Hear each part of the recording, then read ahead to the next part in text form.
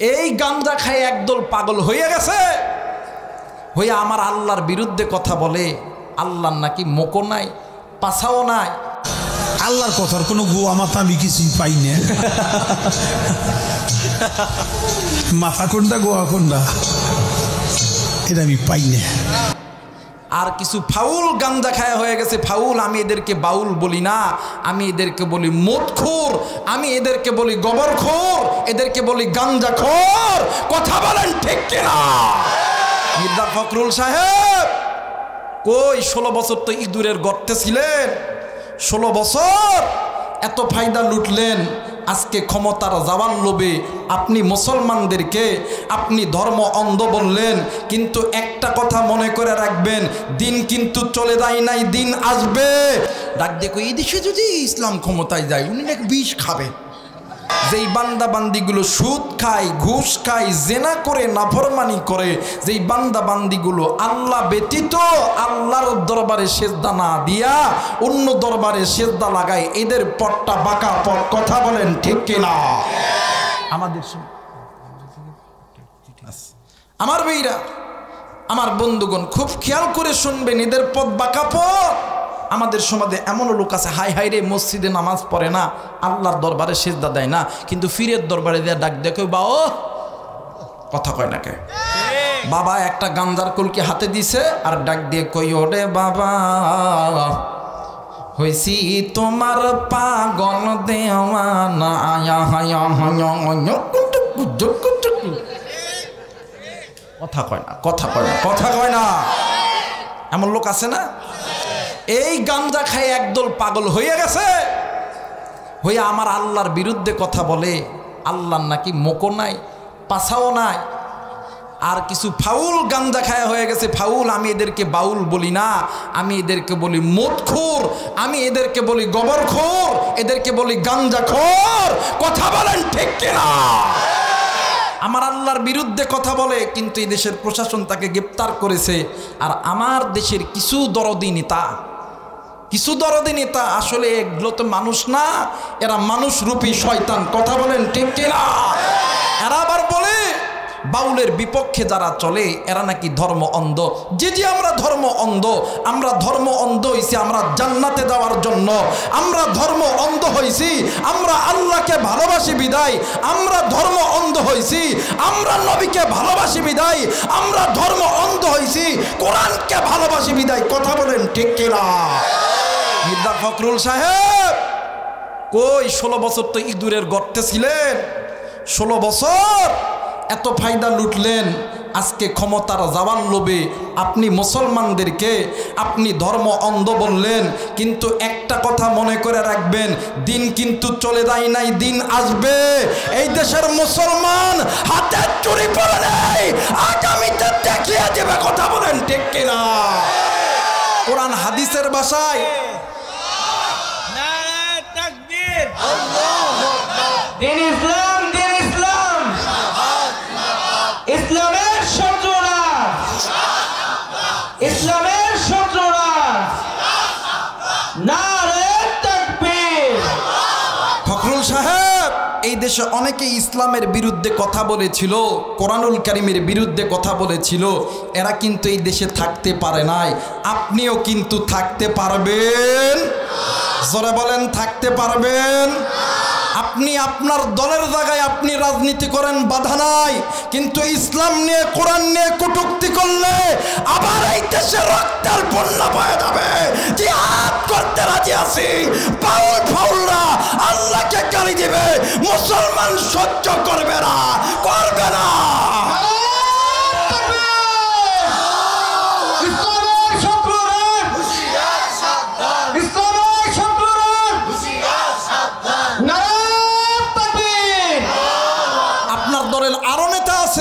কোনো নেতা তো বাউলের পক্ষে নিল না, আপনি নিলেন কেন?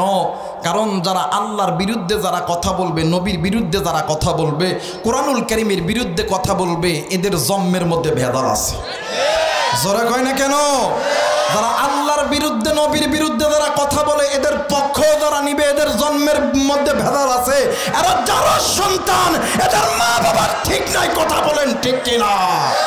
আমাদের বাংলাদেশে কত পথ দেখবেন, নাম শুনছেন ফজু পাগলা, কথা কয় না?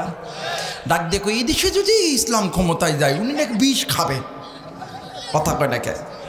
আবার এই আজকে শুনলাম যে আল্লাহর বান্দা এই দেশের ট্রাইব্যুনালকে মানে না, এই দেশের আদালতকে মানে না। আমি এই দেশের প্রশাসনের ভাইদেরকে বলতে চাই, এই জায়গায় থাকতে পারেন গোয়েন্দা বিভাগের ভাইরা, থাকতে পারেন বাদান বিভিন্ন পত্রিকার রিপোর্টাররা, আঙ্গুল খাড়া করে চোখে চোখ রেখে বলে দেয় ফজু পাগলা কেন বলল এই দেশের আইন সে মানে না। আমাদের রফিকুল ইসলাম মাদানি বলেছিল আমরা প্রধানমন্ত্রী মানি, তখন প্রধানমন্ত্রী আল্লাহ মানে, নবী মানে। আজ ফজু পাগলা আমার দেশের আইনকে সে বিদ্যাঙ্গুলি দেখাইলো, এই ফজু পাগলা কেন বাহিরে? কথা বলেন ঠিক কিনা? যারা বলেন ঠিক কিনা? কারণ তোমরা করলেই ঠিক, আমরা করলেই বেঠিক, কথা কয় না কেন? কিন্তু একটা কথা মনে করে রাখবেন, এই দেশটা মুসলমানের দেশ, এই দেশটা শাহজালালের পণ্যভূমি, এই দেশটা মসজিদ মাদ্রাসার পণ্যভূমি, এই দেশটা ওলামায়ে কেরামের পণ্যভূমি, এই দেশটা ইসলামী আন্দোলনের পণ্যভূমি। এই দেশের ভিতরে যত বড় মায়ের বাপের মানে মায়ের সন্তান হও না কেন, তুমি আওয়ামী লীগ করো, বিএনপি করো, তুমি ফখরুল হও না কেন, আল্লাহর বিরুদ্ধে কথা বললে স্যার আমরা দিব না, কথা বলেন ঠিক কিনা? একটা কথা বলে যায়, এই দেশে অনেক অনেক মানুষ দেখছেন, একটা নিয়ত করেন, ছেলে সন্তান যেমন বাপ আর সন্তান যেমন এক সংসারে আয় করলে যেমন সংসারের মধ্যে বরকত হয়, একটা নিয়ত করেন আগামী দিনে এই দেশে ইসলাম কায়েম করব, বাপ ছেলে সবাই মিলে এক প্ল্যাটফর্মে দাঁড়াবো। এই দেশে বামপন্থী নাস্তিক ফখরুলের মতন দালালেরা এই বাংলায় ঠাঁই পাবে না, কথা বলেন ঠিক কিনা? বলেন তো দেখি, কোরআন নাজিল যিনি মানে কোরআন নাজিল যিনি করছেন তিনি কে? যারা বলেন তিনি কে? মুসলমান ভাইরা আমার বন্ধুগণ, দিল নরম করে দিবেন, একটু আওয়াজ করে বলেন তো দেখি, আপনাকে আমাকে যিনি সৃষ্টি করেছেন তিনি কে? আর একবার বলেন তিনি কে? আমার আল্লাহ রহমান খলাকুল ইনসান, তিনি আপনাকে আমাকে দয়া কইরা মায়া কইরা সৃষ্টি করেছে। আপনি আমি ইনসান, আল্লামাহুল বায়ান, এই তো বাদান আপনি আমি কথা বলতেছি, এই কথা বলার যোগ্যতা দিয়েছেন আমার আল্লাহ।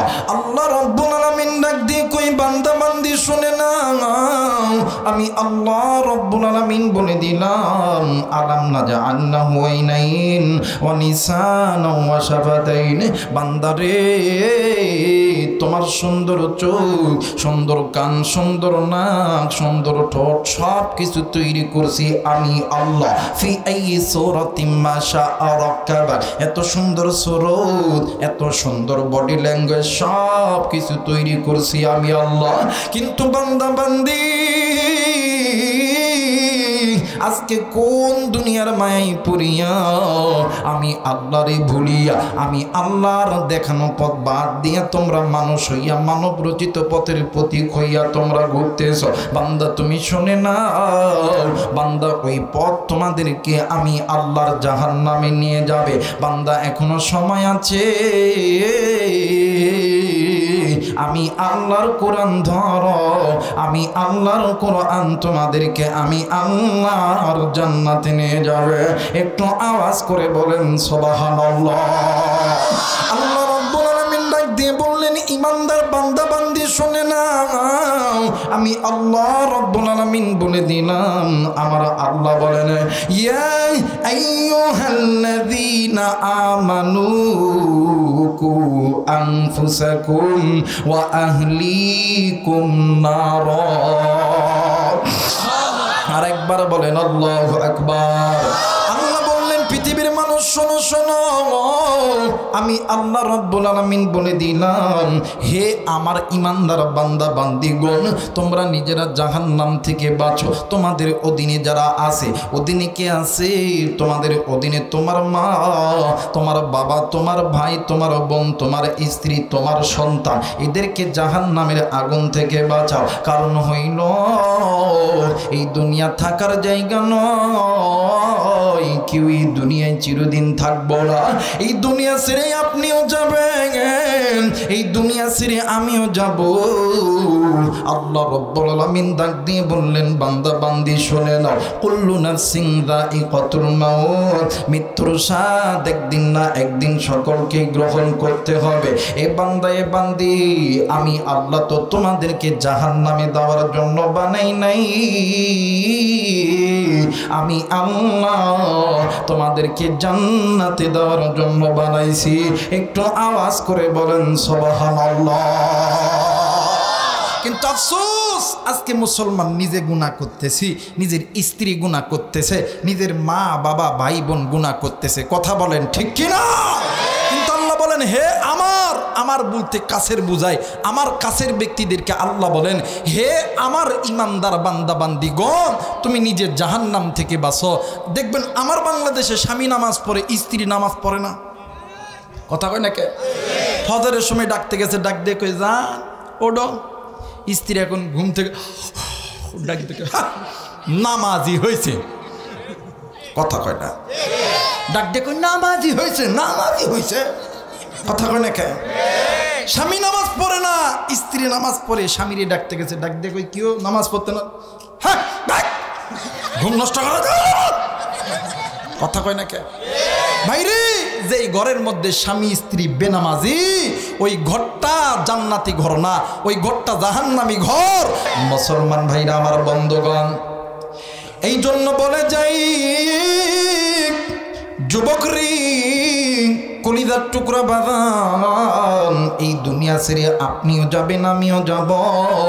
এই জায়গায় অনেক কলিজার টুকরা মুরব্বী আছে, অনেক কলিজার টুকরা যুবক ভাই আছো, অনেক মা অনেক বোন এই জায়গায় আছো রে বাবা। বাবাজি গো, প্রত্যেক ব্যক্তির পিছনে মালাকুল মউত দাঁড়ায় আছে।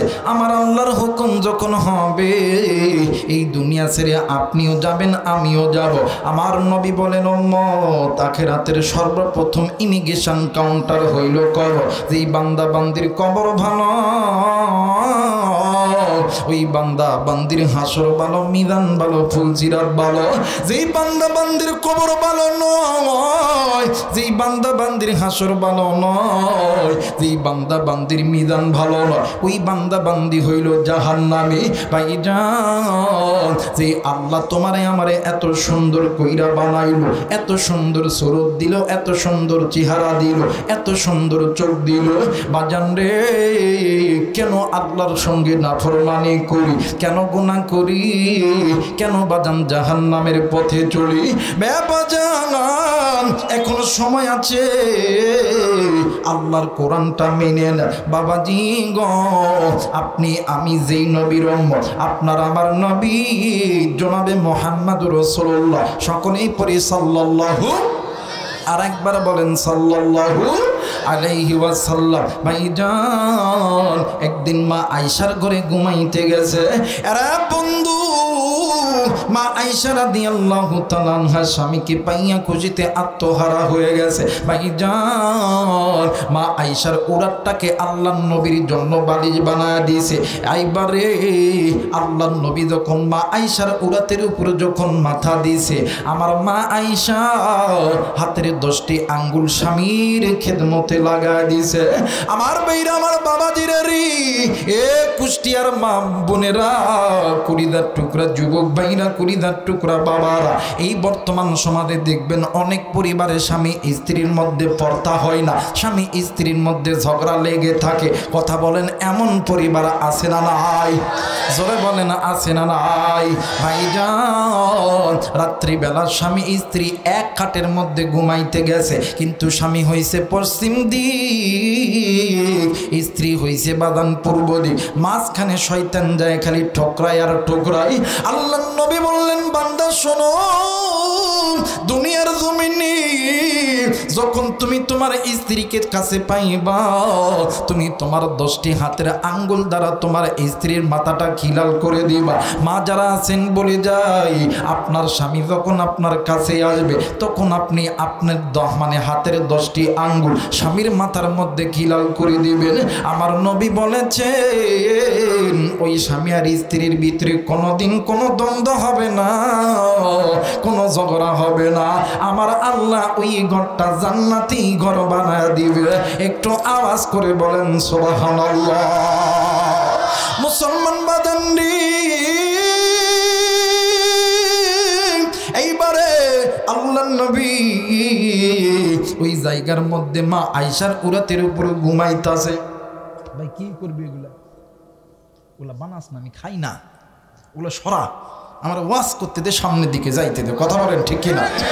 মুসলমান ভাইরা আমার বন্ধু, রাত্রি যখন গভীর হয়ে গেছে আল্লাহর নবী ডাক দিয়ে কই আয়েশা রে, আমি নবী তোমার কাছে একটা জিনিস চাইব, দিবানি? আয়েশা ডাক দিয়ে কই নবী গো, আপনি নবী যদি বলেন আমি আয়েশার কলিজা ছিঁড়ে দিতে হবে, আমি আয়েশা কলিজা ছিঁড়ে দিতে রাজি, আমি আপনাকে খালি হাতে ফেরাবো না। ডাক দিয়ে কই আয়েশা রে, তুমি যদি অনুমতি দাও তাইলে আজকে রাত্রে বেলা আমি আল্লাহর ইবাদতের মধ্যে দাঁড়ায়া যাব। আয়েশা ডাক দিয়ে কই নবীজি গো, আপনি কি একাই আমার আল্লাহরে ভালোবাসেন? আপনি কি একাই জান্নাতে যাবেন? আমি তো আপনার স্ত্রী, আপনি কি আমারে জান্নাতে নিবেন না? ভাইজান আল্লাহর নবী কিং কর্তব্য বিমূঢ় হয়ে গেছে। মা আয়েশা ডাক দিয়ে কই নবী গো, এইবার আসেন আসেন আসেন, আমরা স্বামী আর স্ত্রী দুজন মিলিয়া আল্লাহর ইবাদতের মধ্যে দাঁড়ায়া যায়। একটু আওয়াজ করে বলেন সুবহানাল্লাহ। মুসলমান ভাইরা আমার বন্ধুগণ, মা আয়েশা নামাজ আদায় করতেছে, নবী নামাজ পড়তেছে, এক পর্যায়ে মা আয়েশা ঘুমিয়ে গেছে।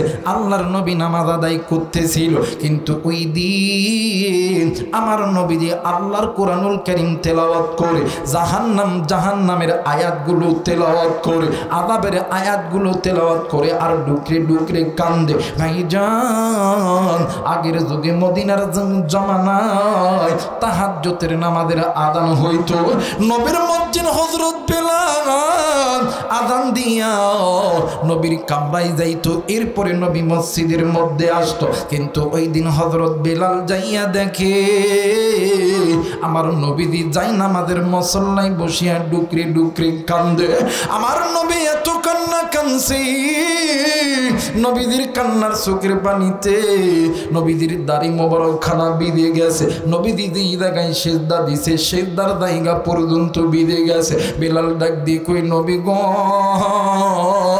ইয়া রাসূলুল্লাহ, ইয়া হাবিবাল্লাহ, নবীজি আপনি কেন কান্দেন গো নবী, বলেন না।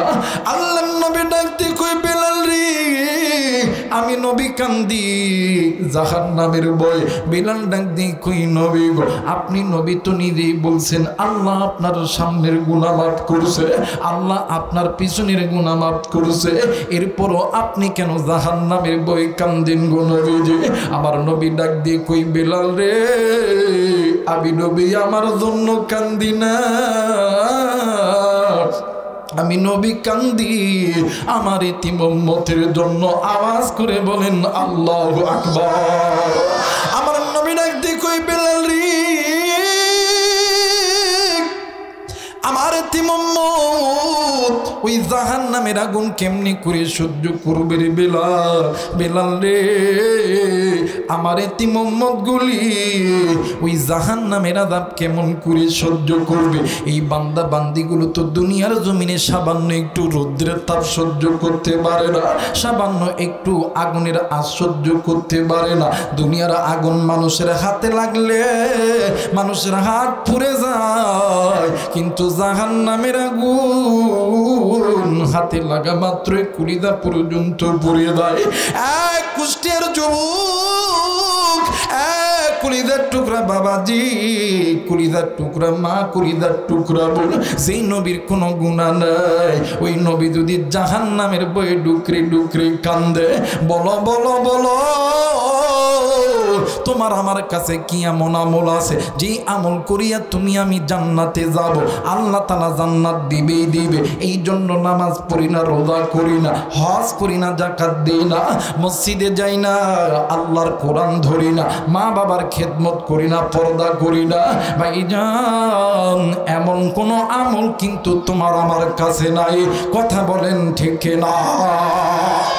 আমার ভাইরা, আমার আমার বন্ধুগণ এমন কোনো আমল নাই।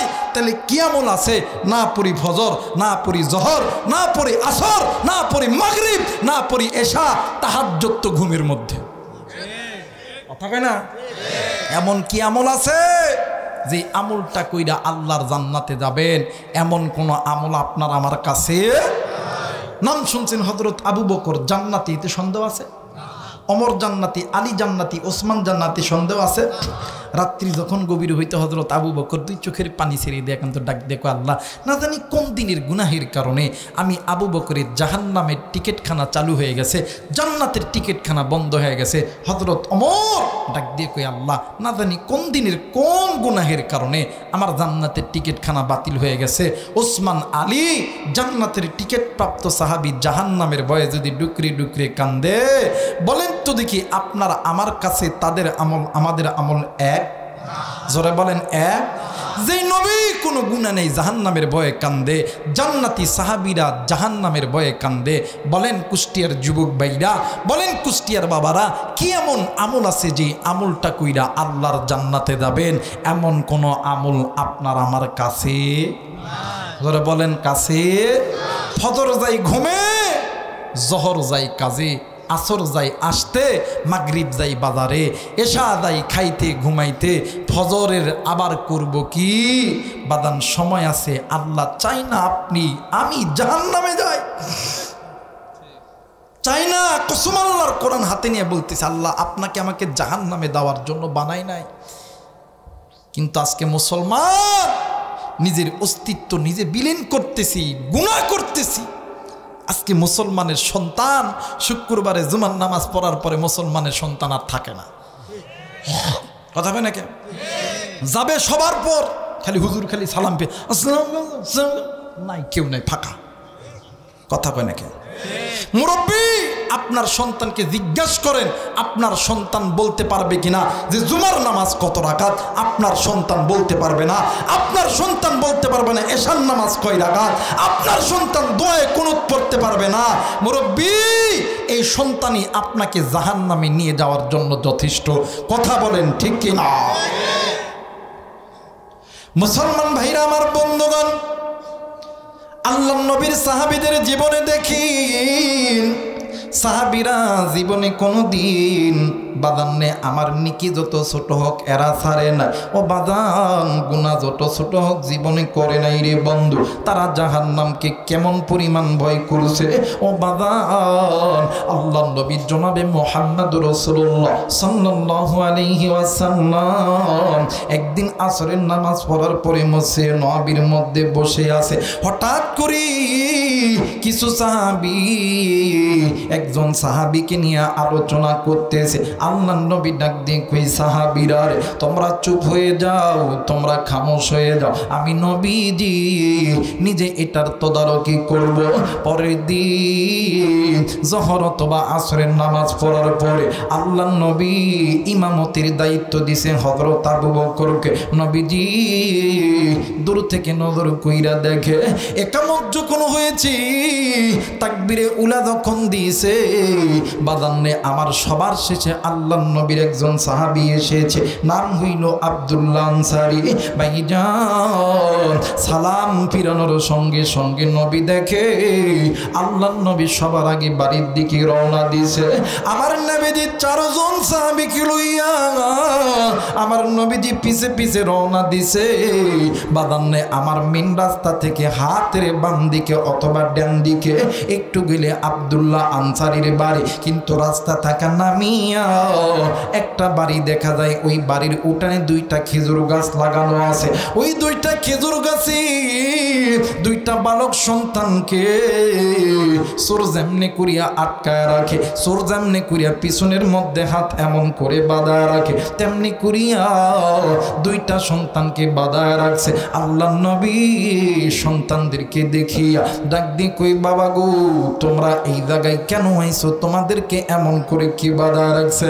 ডাক দিয়ে কই, আজ কয়দিন হইল আমার বাড়িতে চুলা জ্বলে নাই, ক্ষুধার যন্ত্রণা সহ্য করতে পারি নাই হুজুর।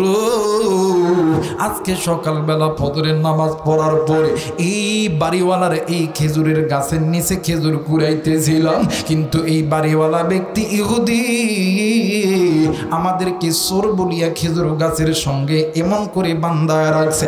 ডাক দিয়ে কই তোমার বাবার নাম কি? ডাক দিয়ে কই আমার বাবার নাম আব্দুল্লাহ আনসারী। আল্লাহর নবী দুইজন সাহাবীকে ওই জায়গায় রাইখা চলে গেলেন আব্দুল্লাহ আনসারীর বাড়িতে। আব্দুল্লাহ আনসারীর বাড়িতে যাইয়া আমার নবীজি দরজায় দাঁড়াইয়া সালাম দিলেন, আসসালামু আলাইকুম। ওই ঘরের মধ্যে থেকে কোনো আওয়াজ আসে না। আবার সালাম দিলেন, আসসালামু আলাইকুম। ওই ঘরের মধ্যে থেকে কোনো আওয়াজ আসে না। আবার সালাম দিলেন, আসসালামু আলাইকুম। ওই ঘরের মধ্যে থেকে কোনো আওয়াজ আসে না। তারপর যখন সালাম দিছে রে, ওই ঘরের ভিতর থেকে আব্দুল্লাহ আনসারী দরজাটা খুইলা দেখে রহমতের নবী আব্দুল্লাহ আনসারীর বাড়িতে। আল্লাহ নবী ডাক দিয়ে কই আব্দুল্লাহ আনসারী, আমি তোমার ঘরের দুয়ারে এসে চারবার সালাম দিলাম, তিনবারের জবাব তুমি দিলা না কেন? বলো বলো। আব্দুল্লাহ আনসারী ডাক দিয়ে কই নবীজি গো, বেদবি মাফ করবেন গো নবীজি। আগে বলেন আপনি কেন আমার বাড়িতে আইছেন গো নবীজি? আল্লাহর নবী ডাক দিয়ে কই রে, আরে আল্লাহর বান্দা, আমি তোমাকে বলি তো ইদানিং কয়েকদিন হইল তোমাকে নিয়ে সমালোচনা চলতেছে। তুমি সবার আগে, তুমি সবার পরে মসজিদে আসো, সবার আগে মসজিদ থেকে বাইরে হও, কারণ কি? এই কথা তখনই বলছে আব্দুল্লাহ আনসারী দুই চোখের পানি ছেড়ে দিয়া কান্দে ডাক দিয়ে কই হুজুর, কি কইম দুঃখের কথা গো নবীজি। হুজুর, আমি কেন সবার পরে মসজিদে যাই গো নবীজি? সবার আগে কেন আসি? কেমনি কইরা কমু গো নবী গো? আমার বাড়িতে দুইটা কাপড় নাই, আমার বাড়িতে কাপড় কিন্তু একটা। আমরা স্বামী আর স্ত্রী, আমাদের কাপড় একটা। আমি আগে কাপড়টা পুইরা নামাজে যাই। আমার ঘরের মধ্যে একটা গর্ত আছে, ওই গর্তের মধ্যে আমার স্ত্রী ওই গর্তের মধ্যে নামে। আমি নামাজ শেষ করে আসি, আমি ওই গর্তের মধ্যে নামি, আমার স্ত্রী নামাজ আদায় করে। বন্ধু, আল্লাহর নবী দুই চোখের পানি ছেড়ে দিয়া কান্দে। আরে ভাইয়া, আজকে তোমার আমার বাড়ির শোকেদের মধ্যে কাপড়, তোমার আমার বাড়ির আলমারির মধ্যে কাপড়, কত দামি দামি পাঞ্জাবি এই কুষ্টিয়া শহর থেকে ক্রয় করি রে মুসলমান। এইদিকে আল্লাহর ঘর মসজিদ থেকে ডাকে, তুমি আমি একটা বার নামাজে উঠতে পারি না। সাহাবীর কাপড় নাই, একটা মাত্র কাপড়। ওই সাহাবী কোনোদিন নামাজ কাজা করে নাই। আল্লাহর নবী ডাক দিয়ে কই আব্দুল্লাহ আনসারী, তোমার দুইটা সন্তান কই বলো না? ডাক দিয়ে কই নবীজি, আজ কয়দিন হইল আমি আব্দুল্লাহ আনসারীর বাড়িতে কোনো খাবার চুলা জ্বলে নাই। আমি এমন একজন হতভাগা বাবা, আমি আমার সন্তানকে এক মুঠো খানা দিতে পারি নাই। ওই যে ইহুদি আমার সন্তান দুইটাকে খেজুর গাছের সঙ্গে বাঁধায় রাখছে। আল্লাহর নবী এক দৌড় দিয়া যায় বসছে, নবীর মধ্যে দাঁড়াইছে। আল্লাহর নবী চিৎকার করে করে কান্দে। হযরত আবু বকর ডাক দিয়ে কই নবীজি, আপনি কেন কান্দেন গো নবী? বলেন না। আল্লাহর নবী কোনো কথার জবাব দেয় না। অমর ঘোড়ার পিঠ থেকে নেমিয়া ডাক দিয়ে কই নবী গো, বলেন বলেন গো নবীজি, এই মক্কা মদিনার জমিনে কে আপনারে কষ্ট দিছে? একবার বলেন, তার কল্লাটা আপনি নবীর পায়ের নিচে হাজির করব। আল্লাহর নবী কোনো কথা বলে না। হযরত আলী এসে আলীর লগেও কথা বলে না। হঠাৎ করে নবীজির সাহাবী হযরতে ওসমান গনি গোড়ার পিঠে চড়ে আসতেছে। ওসমানের কথা শুনিয়া আল্লাহর নবী নাক দিয়ে দাঁড়ায় গেছে। আল্লাহর নবী ডাক দিয়ে কই ওসমান রে, আয় আয় আয় আয়, আমি নবীজি তোমার জন্য অপেক্ষা করতেছি। হযরত উসমান রাদিয়াল্লাহু তাআলা ঘোড়ার পিঠ থেকে নামিয়া নবীরে ডাক দিয়ে কই নবী গো, কে আপনারে কষ্ট দিছে, আপনি কেন কান্দেন গো নবীজি?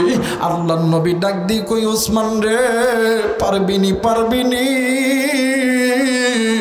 আমি নবীর চোখের পানি খানা মুছতে রে উসমান। উসমান ডাক দিয়ে কই হুজুর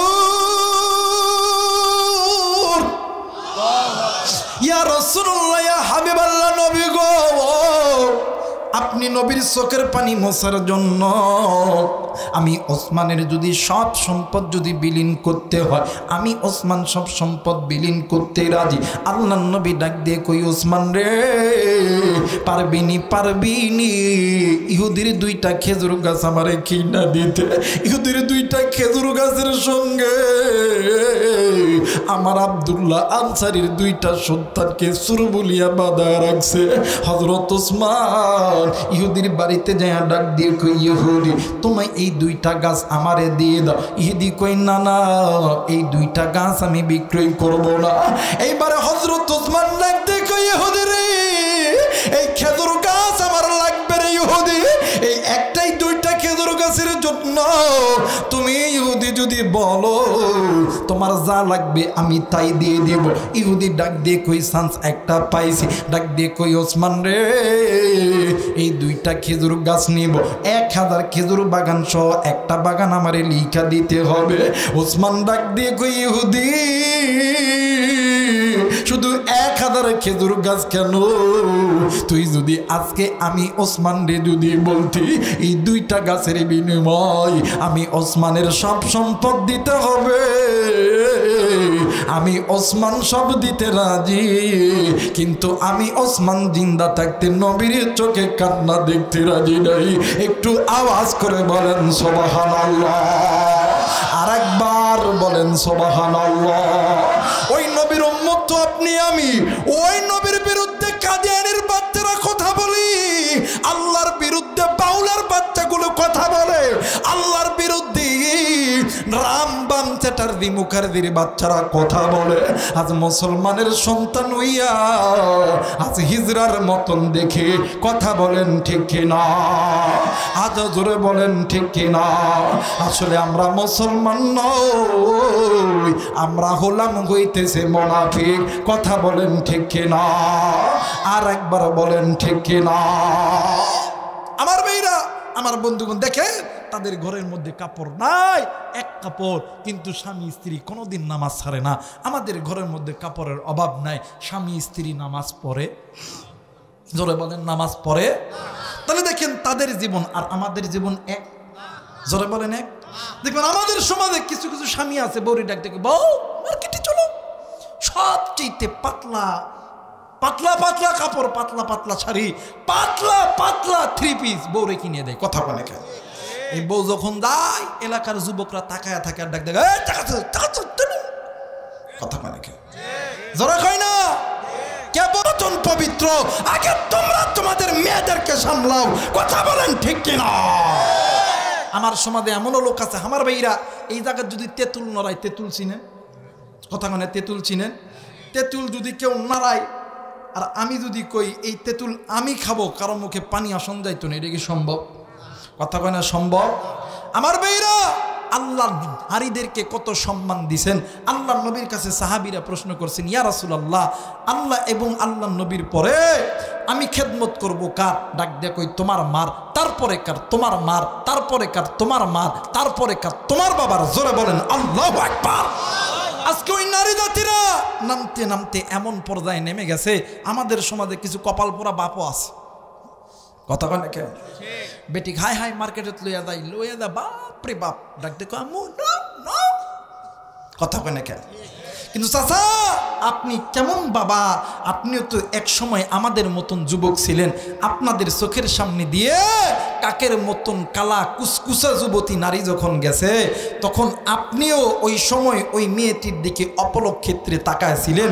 আজকে তো আপনার মেয়ে প্যারাগর অফ বিউটি, আপনি বাবা হইয়া কেমনে করে মেয়েদেরকে পাতলা রান্না কিনে দেন? আপনি বাপ না, আপনি বাপ নামের জানোয়ার। কথা বলেন ঠিক কিনা? আর এই সমস্ত বাপ কিছু আছে, আর কিছু স্বামী আছে বউরে দেখবেন মানে বউরে মানুষের সামনে দেখবেন পণ্য হিসাবে বিক্রি করে। কথা কয় না কেন? আজকে চাঁপাইনবাবগঞ্জে একটা ঘটনা, স্কুলের মাঠে কয়েকজন যুবক মিলে এক বোনকে ধর্ষণ করেছে। এর একটাই মাত্র কারণ, শুটকি মাছ যদি রান্না করে বিড়ালকে যদি ওয়াজ করেন, আরে বিড়াল শুটকি মাছ রাখলাম তুই খাবি না, আমি গোসল দিয়ে আসার পরে তোরে মাছ খেতে দেব, বিড়াল কি শুনবে? কথা কেন শুনবে? এই জন্য আব্দুল আলিম একটা গান কয়ে গেছিল, বা শুকনা মাছের ঘরে বাইরে বিড়াল চৌকিদার। কথা কয়টা জোরা কয় না? কি করিবে স্বামী দাফাদার। কথা কয় না? শুকনা মাছের ঘরে বাইরে বিড়াল চৌকিদার, কি করিবে ওগো বাবা দাফাদার। কথা বলেন ঠিক কিনা? আগে নিজের চরিত্র ঠিক করো, গুনাহ ছাড়ো। কথা বলেন ঠিক কিনা? মুসলমান ভাইরা আমার বন্ধুগণ, এই জায়গায় অনেক মা আছেন, মাদেরকে বলবো মা গো, আল্লাহ তাআলা তোমাদের ইজ্জত কত বাড়ায় দিয়েছে মা। ও মা, আল্লাহ তাআলা তোমাদের কত সম্মান বাড়াইছে, কিন্তু মা গো কেন তোমরা পেট বাইর করিয়া কেন তোমরা তোমাদের শরীরটাকে মানুষের সামনে পণ্য হিসাবে বিক্রয় করো গো মা। ও মা শোনো শোনো, তুমি সাজবা, ইসলাম তোমারে বাধা দেয় না। তুমি তোমার স্বামীর সামনে সাজবা, স্বামী তোমার চেহারার দিকে যতবার তাকাইবে ততবার আমার আল্লাহ পলকে পলকে সগীরা গুনাহগুলো আল্লাহ মাফ করবে। একটু আওয়াজ করে বলেন সুবহানাল্লাহ। কিন্তু মাগো, আপনি স্বামীর কাছে কেন সাজবেন না? কেন আপনি স্বামীকে মনোরঞ্জন করবেন না? কেন আপনার পেট বেগানা পুরুষের সঙ্গে আপনি নিয়ে যান? শোনো মা শোনো, তোমার মতন মা ছিল নবীর কলিদার টুকরা বেটি হযরতে ফাতিমাতুজ জোহরা রাদিয়াল্লাহু তাআলা আনহা, এমন একজন মহিলা দুনিয়াতে যতদিন বেঁচে ছিল আল্লাহর কোরআনের বিধান মেনে চলছিল, পর্দার বিধান মেনে চলছিল। আল্লাহ বলেন ওয়াকরনা ফি বুয়ুতিকুন্না ওয়ালা তাবাররাজনা তাবাররুজাল জাহিলিয়াতিল উলা। কি এই ফাতেমা, যেই ফাতেমা নিজেও জান্নাতি, ফাতেমার দুইটা সন্তান ইমাম হাসান হোসেন জান্নাতি, এই ফাতেমার স্বামী হযরত আলী জান্নাতি, ফাতেমার মা হযরত খাদিজা জান্নাতি, ফাতেমার বাবা ইমামুল মুরসালিন খাতামুন নবিয়্যিন রাহমাতুল লিল আলামিন, বাবাও কিন্তু জান্নাতীর বন্ধু। ফাতেমার আরেক মা হযরতে আয়েশা, সেও জান্নাতি। ফাতেমার নানা হযরত আবু বকর, সেও কিন্তু জান্নাতি। ফাতেমার আরেক দুলাভাই হযরত ওসমান, সেও কিন্তু জান্নাতি। জান্নাতি নারী, জান্নাতি ফ্যামিলির নারী দুনিয়া থেকে মারা যাবে, স্বামীরে ডাক দিয়ে কই, স্বামী গো আমি আপনার কাছে কয়টা জিনিস আশা করতে চাই, আপনি আমারে কয়টা আবদার পূরণ করবে? আলী ডাক দিয়ে কই, ফাতেমা রে কি আবদার পূরণ করতে হবে বলো না? ডাক দিয়ে কই, স্বামী গো এক নাম্বার, আমি যদি দিনের বেলা মারা যাই, আমি যদি রাত্রি বেলা মারা যায়, তুমি আমারে রাত্রি বেলা দাফন করবা। 2 নাম্বার, তুমি আমারে নিজ হাতে গোসল করাইবা, কাফনের কাপড় পরাইবা, তুমি আমারে নিজ হাতে কবরে নামাইবা। 3 নাম্বার, তোমার সবচেয়ে কাছের মানুষ দিয়ে তুমি আমার কবরটা খনন করাবা। আরে বন্ধু, হযরত আলী ডাক দিয়ে কই, ফাতেমা রে কেন তুমি এই কথাগুলো বললা? ডাক দিয়ে কই, স্বামী গো আমি নবীর বেটি ফাতেমা, আপনি যদি আমারে দিনের বেলা দাফন করে, হাজার হাজার মানুষ আমার জানাজায় শরীক হবে, আমার লাশটা দেখিয়া বলবে ফাতেমার দেহটা এইরকম মোটা ছিল, ফাতেমা এত ফুট লম্বা ছিল। স্বামী গো ওই সময় তো আমার পর্দার খেলাপ হয়ে যাবে। না গো স্বামী না, আমি আমার বাবার মুখে শুনছি বেপরদা নারীদেরকে আল্লাহ জাহান্নামের মধ্যে চড়াইবে। 2 নাম্বার, স্বামী গো আল্লাহ তাআলা আপনার জন্য আমাকে হালাল করেছে, আমার জন্য আপনাকে হালাল করেছে। আল্লাহর কোরআন বলেন হুন্না লিবাসুল লাকুম ওয়া আনতুম লিবাসুল লাহুম। আল্লাহ স্বামীদেরকে স্ত্রীর জন্য পোশাক বানাইছে, স্ত্রীদেরকে স্বামীর জন্য পোশাক বানাইছে। ও স্বামী, আমার যদি অন্য কোনো মহিলা আমারে গোসল করায়, ওই মহিলা তার স্বামীর কাছে যে এই কথা বর্ণনা করবে, অথবা ওই মহিলা অন্য মহিলার কাছে যে কথা যখন বর্ণনা করবে, তখন তো আমার পর্দার খিলাফ হয়ে যাবে। স্বামী গো, কবরে যখন নামাইবেন অন্য কেউ যাতে আমার লাশটা না ধরে, আপনি নিজে আমার লাশটা ধরিয়া কবরে নামাইবেন। কারণ স্বামী গো, আল্লাহ তাআলা আপনার জন্য আমাকে হালাল করেছে, অন্য কারো জন্য হালাল করে নাই। আরে কুষ্টিয়ার মা বোনের আরে কলিদার টুকরা মেসো পাড়ার বোন, যুবক ভাইরা রে, এ কলিদার টুকরা মুরব্বী বাবা, জান্নাতি নারী হযরতে ফাতেমাতুজ জোহরা দুনিয়া ছেড়ে চলে যাবে, দাজ্জাল মানে জান্নাতের টিকিট পাইছে। মৃত্যুর সময় পর্দা ছাড়া কবরে যেতে চাই না। আজকে তুমি মা কোন দুনিয়ার মায়ায় পড়িয়া আজকে তুমি গুনাহ করো।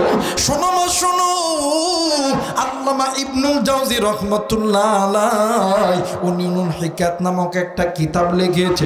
এই কিতাবের ভিতরে সামদেশের ভিতরে একজন যুবতী নারী এমন পরিমাণে কোনো গুনাহ নাই যেই নারী ওই গুনাহ করে নাই। হরিণের মতন ডাগর ডাগর চোখ, খাড়া সারি উটের মতন ঝাঁকড়া চোখ, যেই নারীর একটা চোখের পলকে হাজারো যুবক প্রেমে পইরা যাইত, যেই নারীর চুলের কাটিংয়ে হাজারো যুবকের ইমানগুলি নষ্ট হয়ে যাইত, যেই নারীর পোশাক পরার কারণে হাজারো যুবক গুনাহের মধ্যে পড়তো। আল্লাহর বান্দি মহিলা দুনিয়া থেকে মারা গেছে ভাইজান, কিন্তু যেই জায়গায় দাফন করছে ওই জায়গাটা হইল মানুষ চলাচলের রাস্তা। আরে বন্ধু, যেই দিন তাইকা দাপন করছে ওই দিন তাইকা মসজিদের মিনারে যখন আদান হয়, ওই কবরের ভিতর তাইকা কি যেন ডাক দি কই বাঁচাও বাঁচাও, আমি আর এই কবরে আযাব সহ্য করতে পারি না বাইরে। ওই দিন তাইকা ওই রাস্তা মানুষ পরিত্যক্ত করেছে। কয়েক মাস পর অত্র এলাকার ভিতরে দিনে তাবলিকের কিছু মানুষ এসেছে। এই দিনে তাবলিকের কিছু মানুষ আইসা ডাক দিয়ে কই এলাকাবাসীদেরকে এক জায়গায় জমাট করিয়া বসাইয়া ডাক দিয়ে কই বাবা গো, এই যে কবরের মধ্যে থেকে মানে আওয়াজ আসে, আমরা এই কবরটা খনন করব। এলাকার মানুষরা মিলিয়া কবরটি খনন করছে, কবরটি খনন শুরু করছে। সামান্য একটু কবর যখন খনন করছে, ওই কবরের মধ্যে আলো দিয়া দেখে রে যুবতী নারী কবরের এক কন্যারে আছে। ওই যুবতী নারীর গায়ের সাদা কাপড় আর এক কন্যারে আছে। মুরব্বী ডাক দিয়ে কই মাগো, তুমি এই কাপড়টা তুমি তোমার শরীরে জড়ায় নাও। যুবতী ডাক দিয়ে কই না গো বাবা না, এই কাপড় যখনই আমার গায়ের মধ্যে লাগায় তখনই আমার গায়ে দাউ দাউ করিয়া আগুন লাগা দেয়। আপনি আমার একটা চাদর দেন, এই চাদরটি পরিয়া যুবক আল্লাহর বান্দি যুবতী দৌড় দিয়ে ঘরের মধ্যে গেছে। এলাকার মধ্যে এলান হয়েছে আল্লাহর বান্দি যুবতী জিন্দা হয়েছে। হাজার হাজার যুবক বাড়ির দরজায় আইসা ডাক দিয়ে কই যুবতী, আমি না তোমার চোখের পাগল ছিলাম, আমি না তোমার চুলের পাগল ছিলাম, আমি না তোমার ঠোঁটের পাগল ছিলাম, আজকে তোমারে একটা নজর দেখবো। যুবতী ডাক দিয়ে কই না না না, তোমরা আমারে দেখো না, তোমরা আমারে দেখলে তোমরা অজ্ঞান হয়ে যাবা।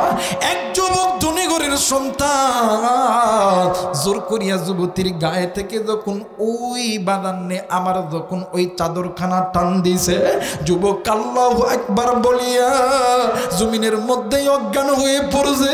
যুবক ডাক দিয়ে কই পৃথিবীর মানুষ, আমি আমি যখন ওই যুবতীর যখন চাদরটা যখন টান দিলাম, আমি নজর কইরা দেখি যুবতীর প্রত্যেকটা চুলের গোড়া দিয়া কোয়েলে যেমন আগুন জ্বলাইলি, আগুন যেমন দাও দাও করে আগুন মানে জ্বলানোর পরে ধোঁয়া যেমন উপরের দিকে ওঠে, তেমনি কইরা ওই ধোঁয়া উপরের দিকে উঠতেছে। বাবাজি গো, ওই মেয়েটার চোখটা বিশ্রী হয়ে গেছে, ঠোঁটটা বিশ্রী হয়ে গেছে। আরে বন্ধু, এই দুনিয়া থাকার জায়গা নয় রে বাজার। কেউ এই দুনিয়ায় চিরদিন থাকবো না। এই দুনিয়া ছেড়ে আপনিও যাবেন, আমিও যাব। এই দুনিয়ার জমিনে তোমার আমার মা ছিল, আজকে তারা নাই। তোমার আমার বাবা ছিল, আজকে তারা নাই। আমি জানি না রে বন্ধু, এই ময়দানে কার জানি কলিজার টুকরা আদরের মা নাই, কার জানি কলিজার টুকরা আদরের বাবা নাই। আপনার যেমন বাবা নেই, আমার নবীরও কিন্তু বাবা ছিল না। আপনার যেমন মা নাই, আমার নবীরও কিন্তু মা ছিল না। আপনি যেমন এতিম নাই, বাবাও নাই, আমার নবীও কিন্তু এতিম, আমার নবীরও কিন্তু মাও নাই।